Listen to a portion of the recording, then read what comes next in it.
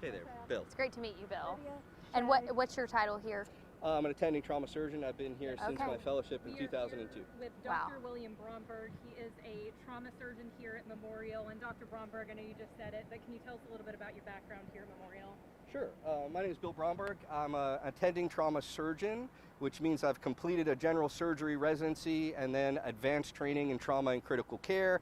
I've been here since my fellowship since 2002, so I'm actually the longest practicing trauma surgeon here at Memorial right now. And what we do is we take care of the critically ill and injured patients. If the normal ER doctors think they need to be admitted or they're sicker than the normal ER doctor sees, we're sort of like the next step for the critically ill and injured patient. Dr. Bromberg, I know that you can't talk specifically about the patients that you have here from Fort Stewart, but we know that a great deal goes into preparing to take on critical patients like those patients from Fort Stewart likely are. Can you walk us through the process of what y'all go through when you get a call that you have gunshot victims coming in is? Absolutely. And that's really what sets a trauma center apart from non-trauma hospitals that have emergency departments. We are expected to have a very vast array of resources ready before the call comes in. So when we get a call, whether it's a gunshot wound or somebody fell off a ladder and the EMS people think they're critically injured, we get a phone call that says they're coming in 15 minutes. At that time, that phone call goes out to an attending trauma surgeon, a critical care fellow who is a resident completing more training, 2 surgery residents, usually a surgery nurse practitioner, 2 specially trained ER nurses, a respiratory therapist, a radiology tech, and a pharmacist. And they all are expected to be waiting for the trauma patient before that person hits the door. So you can imagine how much resources have to be put into that and how much preparation. We also have blood available in the emergency department in a cooler right there, so we can give people blood instantly if we need it. Our blood bank can give us the next 6 units of blood within 20 minutes of that person rolling in the door, with us having the first 2 units available immediately. So here's a plug, guys. Give blood, we need it. So go out there and give blood. What else can I tell you about our trauma system? I'll ask you a quick question. If you're just joining us now, you can't tell us any specifics about their condition in there, but tell me what it's like when it comes to treating somebody that is a service member. Is there a heavy weight that comes with that? Treating somebody who has signed up to serve our country? I know you treat everybody the same, but there's got to be a different feel in that ER right now. Absolutely. Savannah is well known to be a military community. Our program director, our trauma program director, my boss basically, completed a naval career prior to becoming our trauma director here. And we've always had a very deep connection with the military. It adds a couple of things. There's usually more people to talk to, right? The commanders are allowed to ask some details that, like, other, you know, if your boss came and asked the stuff we couldn't tell you, so we have to talk to multi-level people. We also get a great deal of support. They all come in with a buddy, so there's always somebody there with them, which is real touching for us. But yeah, we really care about our military. And being the only level 1 trauma center here in the area, you know, what does that mean when things like this incidents of this magnitude happen? How does that affect your staff and your readiness, and you guys being the only ones who can do the job?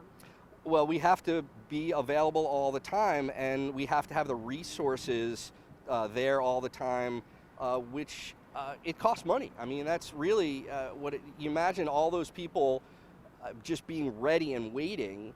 We do other stuff between traumas. We take care of the patients that are already admitted, but really it's a great deal of resources that are in preparation. We are the only trauma center between Charleston, Jacksonville, and Macon. That is a huge catchment area, and people come in from across the street, and people come in from hours away, and we have to be there for everybody. You know, and the number of our major traumas has gone up since when I came here 20 years ago. We did 1,200 major trauma admissions a year. About 2,000 admissions. Like, they're not really sick enough to be called trauma, but they get admitted to trauma service. We're up to over 2,500 major traumas last year and almost 4,000 total admissions. So it's, as the population grows, so does the number of people that get hurt, and we're there to provide that service to the community. Thank you. Over the past couple of weeks, we've had a shooting at Oglethorpe Mall that required people to be treated here at Memorial. We've had this shooting on Fort Stewart today. You and your staff and everybody that works in this emergency room to treat gunshot victims, is there any, are they tired of having to treat gunshot victims? And I don't mean in the sense of they don't want to do it anymore, but is there any frustration seeing this continually come through your emergency room? Well, it's always sad. We would all love to be able to, like me, I'd love to go teach scuba diving. That would be my dream, right? If no more people got injured, I could find something to do. That being said, gunshots often, and of the type we see, are young. It's just really sad, and we would like to do everything we can to prevent that. We are involved in the violence interdiction program, where we try to cut the cycle of violence when you have a shooting that may be gang related, to try to go out and prevent the cycle of shootings. So we're involved in that stuff, and that's one of the things that Level 1 trauma centers have to do, is be part of trauma prevention programs, and we're very proud of that. So yeah, I would absolutely love it if people would stop shooting each other.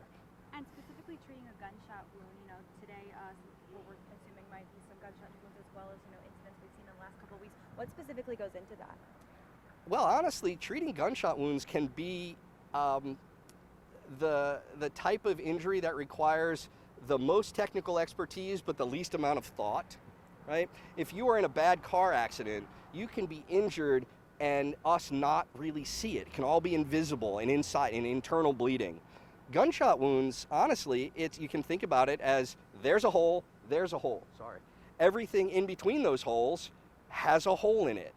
And you literally need to stop the bleeding or sew up any leakage of any other things that could be leaking, like your intestines and stuff. So it's actually, it can require good technical expertise, right? Somebody's bleeding to death, you have to stop that bleeding right away.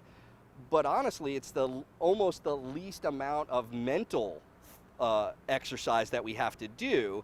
And we are very good at stopping that bleeding. So patients that hit the trauma bay door, if we know they're coming, we meet them at the door. They can get blood within 2 to 5 minutes if they need it, and we can get them into the operating room and operating on them in less than 15 minutes, which is a requirement for a trauma center. So we can really do that quickly. We're very good at that. And that's really what it entails. It's deciding right away if somebody's bleeding enough or has something injured that needs an operation, and getting them from the trauma bay, where we do that assessment, to the operating room where we actually fix the problem as fast as we can in a safe manner. Well, thank you so much for your time today. We just want to thank you for all you're doing for those service members inside. I definitely noticed your emotion earlier, and we all feel that in a moment like this. So thank you so much for being here with us and coming out to speak with us. We'll let you get back to work inside. No problem. Yeah. And I'm sure we'll have some more news about the actual patients later when we know more. Absolutely. We'll be looking to you for that. So thank you so much. You're just now joining us. You heard us speak to a doctor here at Memorial Health that